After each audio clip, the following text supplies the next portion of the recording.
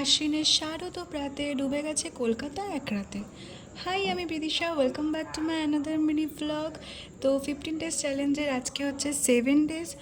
সকালে উঠে আমি দেখি আমি দীঘাতে চলে এসেছি হঠাৎ। তারপরে ঘুমটা একটু ঠিকঠাক ভাঙতে চোখে মুখে জল দিতে দেখি যে না না, আমি দীঘায় চলে যাইনি, দীঘা আমাদের কলকাতায় চলে এসছে।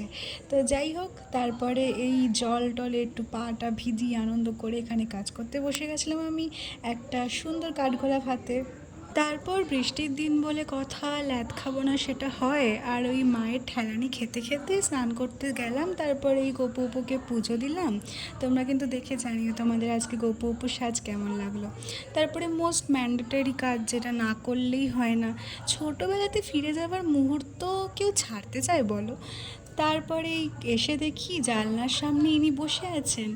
দেখাই যায় না এসব দৃশ্য, বৃষ্টি হয়েছে বলে এইসব দৃশ্যও দেখতে পাচ্ছি। যাই হোক, বহু বছর পরে আবার কলকাতাতে জল জমেছে এত।